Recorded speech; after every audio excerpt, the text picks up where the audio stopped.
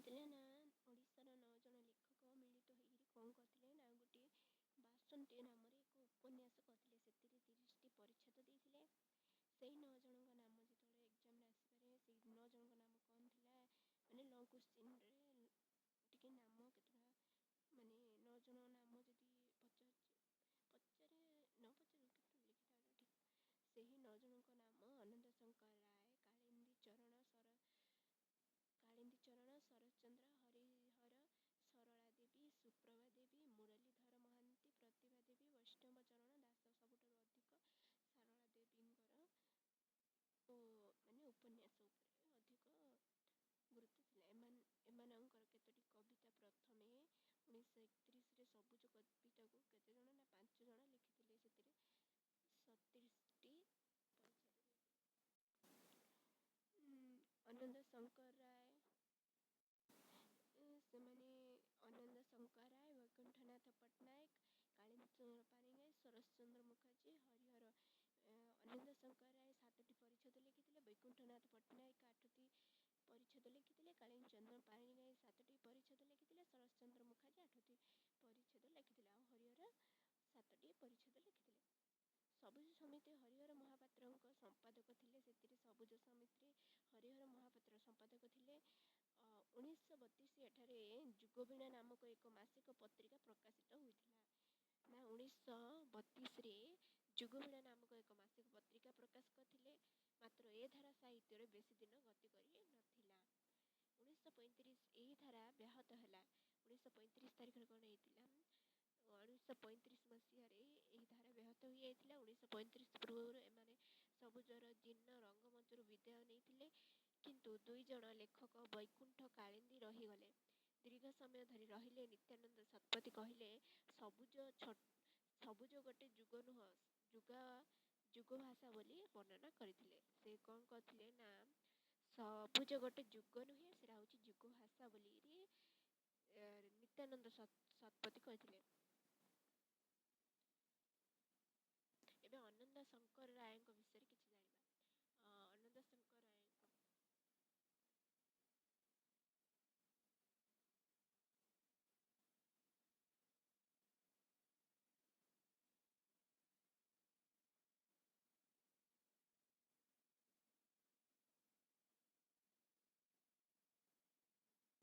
ଅନନ୍ତ ଶଙ୍କର ରାୟ ସେ 1904ରୁ 1902 ମସିହା 2 ପର୍ଯ୍ୟନ୍ତ ସେ ଥିଲେ। ସବୁଜ ଅକ୍ଷର ଗ୍ରନ୍ଥରେ ପ୍ରକାଶ କରିଛନ୍ତି କ'ଣ ନା ସବୁଜ ଅକ୍ଷର ଗ୍ରନ୍ଥରେ ସେ ପ୍ରକାଶ କରିଛନ୍ତି। 18 ବର୍ଷରେ ଓଡ଼ିଆ ସାହିତ୍ୟକୁ ଆସିଥିଲେ। 22 ବର୍ଷରେ ସେ ମେଧାଣୀ ନେଇଥିଲେ ଓଡ଼ିଆ ସାହିତ୍ୟରୁ। 1922ରୁ 1926 4 ବର୍ଷ ସେ ଓଡ଼ିଆ ସାହିତ୍ୟରେ କାର୍ଯ୍ୟ କରିଥିଲେ। ଉତ୍କଳ ସାହିତ୍ୟ ସହକାର ସବିତା ଏପରି 10 କି 12 କବିତା ଲେଖିଥିଲେ। କିନ୍ତୁ ତାଙ୍କର କବିତା ସଂଖ୍ୟା 14ଟି ଥିଲା। ତାଙ୍କର ବନ୍ଧୁ କାଳୀଚରଣ ଏବଂ ବୈକୁଣ୍ଠନାଥ ସେ ଓଡ଼ିଶାରୁ ଚାଲିଗଲା ପରେ ବଙ୍ଗଳାର ଉପନ୍ୟାସ ରଚନା କରିଥିଲେ। ଗଳ୍ପ ଲେଖି ସେ ପ୍ରତିଷ୍ଠା ଅର୍ଜନ ମଧ୍ୟ କରିଥିଲେ। ସେ କହନ୍ତି ଯେ ମୋ ଯାହା କହିବାର କଥା ମୁଁ କେବଳ ଗୋଟିଏ ଭାଷାରେ କହିପାରିବି, ସେ ବଙ୍ଗଳା। ଏହି ସିଦ୍ଧାନ୍ତରେ ସେ ଓଡ଼ିଆ ସାହିତ୍ୟରୁ ସେ ବିଚ୍ଛିନ୍ନ ହୋଇଗଲେ। କ'ଣ ହେଇଥିଲା ନା ସେ କ'ଣ କହୁଥିଲେ ନା ମୁଁ କିଛି ବି କହିବି ସେଇଟା ମୁଁ କହିବି ସେ ବଙ୍ଗଳା ଭାଷାରେ। ସେଥିଲାଗି ସେ ଓଡ଼ିଆ ସାହିତ୍ୟରୁ ବିଚ୍ଛିନ୍ନ ହୋଇଯାଇଥିଲେ। ରଚିତ କାବ୍ୟ ସେ କ'ଣ କାବ୍ୟ ସବୁ ରଚନା କରିଥିଲେ? ଯୌବନ ଗଲେ ଆଉ ଆସେନା, ସୃଜନ ସ୍ୱପ୍ନ, ପ୍ରଳୟ ପ୍ରେରଣା, ସବିତା, ଚିରନ୍ତନ ନାରୀ, ନୀରବ କବି, ମାନସୀ ଓ ମୁଁ, ପରିମହଲ, କମଳ ବିଳାସର ବିଦାୟ। ପ୍ରଥମ ପର୍ଯ୍ୟାୟର କବିତା କ'ଣ ନା ନାରୀ ପ୍ରତି ଶ୍ରଦ୍ଧା, ପ୍ରେମ ଓ ଯୌବନ ପ୍ରତି ଆକର୍ଷଣ ଫୁଟି ଉଠିଥିଲା। ଚିରନ୍ତନ ନର ଚାହେଁ ନାରୀ କବିତାରେ ନର ଓ ନାରୀଙ୍କୁ କବି ଗୋଟିଏ ବୃତ୍ତର 2ଟି ପ୍ରାନ୍ତ ବା ପାତ୍ର ପରି ମନେକରି ଜଣେ ଅନ୍ୟଠାରୁ ଭିନ୍ନ ନୁହନ୍ତି।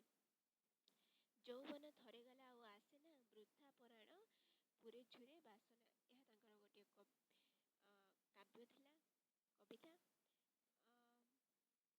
ଆଉ ଗୋଟେ ଥିଲା କ'ଣ ନା ଜଗତେ ହଜେନା କିଛି, ହଜି ଜୀବନେ ବାହାରେ ବେଦନା ନାହିଁ, ବେଦନା ମନେ। ପ୍ରଣୟିନୀଙ୍କୁ କହିଛନ୍ତି କ'ଣ ନା ଯିବି ପଳାଇ ଧୀରେ ସୁଦୂରେ, ସ୍ୱପ୍ନ ଲୋକେ ଗୋପନପୁରେ, ଗ୍ରହ ଯୌବନର ଝରଣା କୂଳେ ମଳ ତହେ ନିୟତ ଦୁଇ କୁସୁମ କେତୁ ଭାଇ ଭଡ଼ାଇ ଉଡ଼ାଇ ଉଡ଼େ ପରିମହଲ ପରିମହଲ ଶ୍ଵେତ ପରି କନକ ପରି ଆସମାନ ପରି ଗୋଲାପ ପରି ପୁରବୀ ସବୁଜ ପରି ଉତ୍ତରା ଇତ୍ୟାଦି ପରିମହଲରେ ସେ ଏଇଟା ଦୀର୍ଘ କବିତା ସୃଜନ ସ୍ୱପ୍ନ କବିତା 1924ରେ ଅନନ୍ତ ଶଙ୍କର ସବିତା କବିତା ଲେଖିଥିଲେ। 1924 ପ୍ରଳୟ ପ୍ରେରଣା କବିତା ଲେଖିଥିଲେ।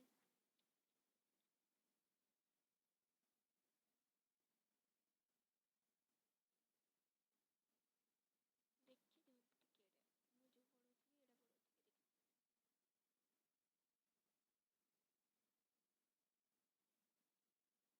ଏଇଟା ବୈକୁଣ୍ଠନାଥଙ୍କ ବିଷୟରେ ବୈକୁଣ୍ଠନାଥ ପଟ୍ଟନାୟକ 1904 1974 ତାଙ୍କର କବିତା ଗୁଡ଼ିକ ହେଉଛି ଆରମ୍ଭ ଗୀତି ଯୌବନ ପୂଜା ପ୍ରଭାତ ସ୍ୱପ୍ନ ରୂପକଥା ସମାଧି ସ୍ତୁତି ବିରହିଣୀ ଶେଷ ଗୀତି ଉଷା ଚିଲିକାରେ ରାତ୍ରି ନିର୍ଜନ ଉପବନ କବି ପ୍ରେୟସୀ ପ୍ରୀତି ଆବାହନ ବର୍ଷା ସଙ୍ଗୀତ ପ୍ରଣୟର ସ୍ୱପ୍ନ ଗପବାଳାର ଅନୁଭୂତି ରାଜଜେମା ଆରତୀ ଆତ୍ମସମର୍ପଣ ମାନହଂସ ମୁଁ ମାନସୀ ଯିବି ଉଡ଼ି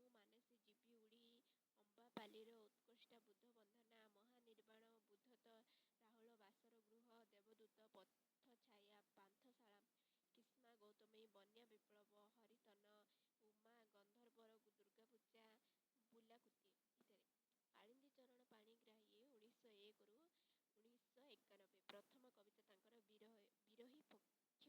କବିତା ତାଙ୍କ ଦ୍ୱାରା ରଚିତ କବିତା ଗୁଡ଼ିକ ହେଉଛି ରଜ ବ୍ୟର୍ଥ ସ୍ୱପ୍ନ କବିତା କବିର ବ୍ୟଥା ଲୋହିତ ବ୍ୟଥା ପୁରୀ ମନ୍ଦିର ମଧୁବିବାହ ଫଗୁତ ବଂଶୀ 1932ରେ ସବୁଜ କଳ୍ପନା ବିଳାସ ଛାଡ଼ି ବାସ୍ତବାଦୀ ଚିନ୍ତାଧାରାରେ ରଚନା କରିଥିଲେ। ବାସ୍ତବାଦୀ କବିତା ଗୁଡ଼ିକ ହେଉଛି ଜୟ ଭଗବାନ ଭକ୍ତି ଓ ଚାବୁକ ବାଜିରାଉତ ଆଗାମୀ ଓ କିଏ ଶଳା ସଇତାନ ମହାଦୀପ ଛୁରୀଟିଏ ଲୋଡ଼ା ମନେ ନାହିଁ ଏ କବିତାରୁ ତାଙ୍କ କାବ୍ୟ ପ୍ରତିଭାର ପରିଚୟ ମିଳେ। ସବୁଜ ସାହିତ୍ୟ ସମ୍ପର୍କରେ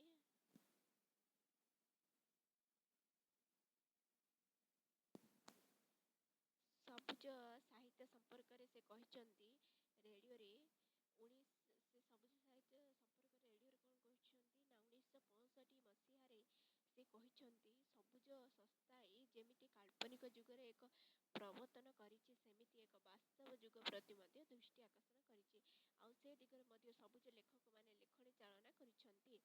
ରୋମାଣ୍ଟିକ ବାସ୍ତବ କବିତା ଗୁଡ଼ିକ କ'ଣ ନା ମଧୁବିବାହ କବିର ବ୍ୟଥା ଲୋହିତ ବ୍ୟଥା ପୁରୀ ମନ୍ଦିର ହତାଶାର ଗାନ ଫଗୁଣବଂଶୀ କୁହାଯାଏ। କୁହୁ ପ୍ରାସ ପ୍ରଭାତ ଗୀତିର ଗୌରବ ସନ୍ଧ୍ୟାଲୋକ ଓ ସାଧନା ଆଦି କବିତା ପୁରୀ ମନ୍ଦିର କବିତାର ରୋମାଣ୍ଟିକ ବାସ୍ତବତାର ସ୍ୱର ଅନୁଗଣିତ ହୋଇଛି ପୁରୀ ମନ୍ଦିର କବିତାରେ। 1932ରେ ଏହି ସମସ୍ତ କବିତା ପ୍ରଗତିବାଦୀକୁ ଆପଣେଇ ନେଲେ। ଏହି ସମସ୍ତ କବିତା କ'ଣ ହେଇଥିଲା 1932ରେ ପ୍ରଗତିବାଦୀକୁ ଆପଣେଇ ନେଇଯାଇଥିଲେ।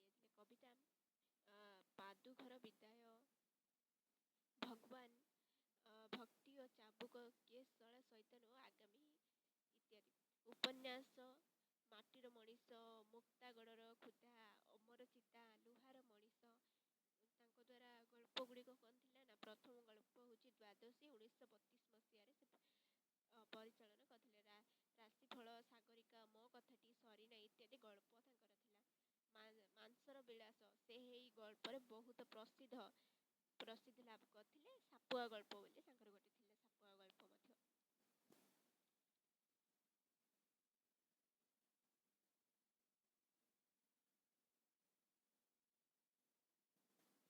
ଆତ୍ମଚରିତ ବୋଲି ତାଙ୍କର ଗୋଟିଏ ଗଳ୍ପ ଥିଲା। ଶରତ ମୁଖାର୍ଜୀଙ୍କ ବିଷୟରେ 1902ରୁ 1987 କବିତା ଗୁଡ଼ିକ ତାଙ୍କର କ'ଣ ଥିଲା ସେ ମଣି ବିନା ଜୀବନ ସିନା ବିଫଳ ଅଭିସାରିକା କବି ବନ୍ଧୁ ପ୍ରତି ଶିବି ଶାନ୍ତେରା ସଙ୍ଗୀତ ବଳକା ଉଚ୍ଚାକାଂକ୍ଷା ଇତ୍ୟାଦି ବଙ୍ଗଳା ଭାଷାରେ ସେ ବାସନ୍ତୀ ରଚନା କରିଛନ୍ତି। ହରିହର ମହାପାତ୍ର ଜନ୍ମ ହେଉଛନ୍ତି ତାଙ୍କର ପୁରୀ ବିଶ୍ୱନାଥପୁର ଶାସନରେ ଜନ୍ମ ଶିକ୍ଷାଗତ ଯୋଗ୍ୟତା